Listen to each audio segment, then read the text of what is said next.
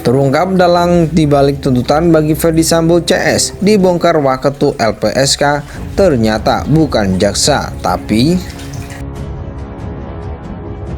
ataupun pledoi Pak Jenderal hari ini ya objektif terhadap apa yang selama ini dia sampaikan. Namun ada sedikit penambahan adalah ada rasa baper mungkin Pak Jenderal ini kepada masyarakat dan juga pada orang-orang yang menyuarakan sebuah keadilan.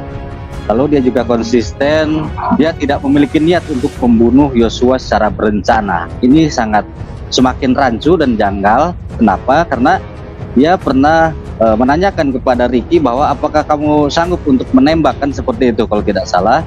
Tapi dia sangka lagi bahwa dia tidak pernah menyuruh Richard untuk menembak. Dia hanya menyuruh Richard untuk menghajar. Itu salah satu poinnya. Kalau Richard Eliezer tidak membuka ini, bisa-bisa negara bisa menjadi krisis negara. Kenapa? Karena pada saat itu kan publik mempertanyakan ada apa, sehingga kalau kita lihat bagaimana Polri yang pada saat itu sampai surveinya sampai rendah sekali ya. Karena publik tidak mempercayai atas apa yang disampaikan pada saat itu. Jadi ketika situasi seperti itu, kemudian Richard Eliezer dia mau berkata jujur ya. Sebelumnya kan dia masih berbohong, kemudian dia mau berkata jujur. Ini mengembalikan rasa kepercayaan publik kepada publik. Rasa kepercayaan publik kepada Polri.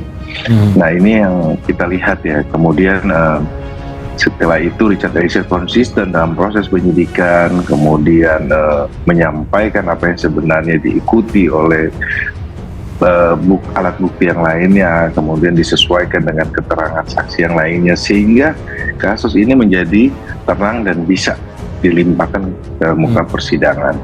Juga memadai dan ya dengan tidak dilakukan sendiri, ya ada orang lain yang disuruh lakukan atau penyertaan dalam hal ini pasal 55 ayat 1 itu diindikasikan terpenuhi.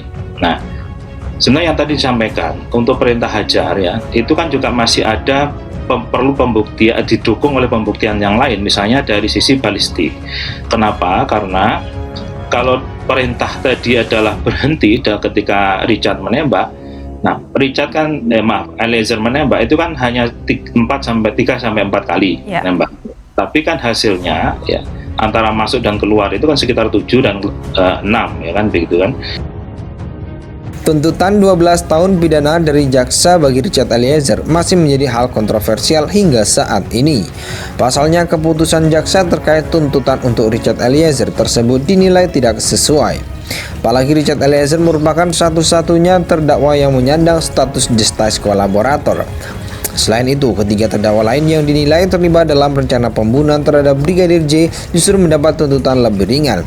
Seperti yang diketahui, Putri Cendrawati, Ricky Rizal, dan Kuat Ma'ruf dituntut dengan pidana 8 tahun oleh jaksa.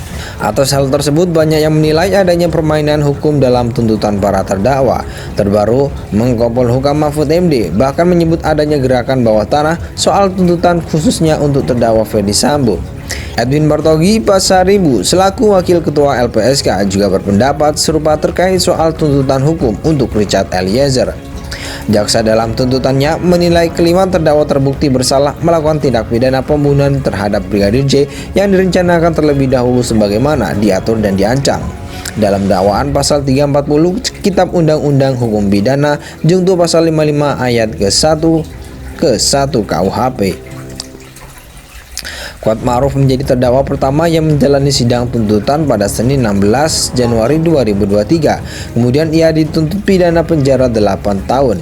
Setelah itu Ricky Rizal yang menjalani sidang tuntutan ex-ajudan Ferdy Sambo berpangkat Brigadir Polisi Kepala Bribka itu dituntut pidana penjara 8 tahun.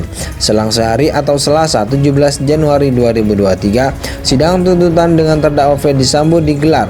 Ex-Kadif Propam Polri itu dituntut hukum pidana penjara seumur hidup.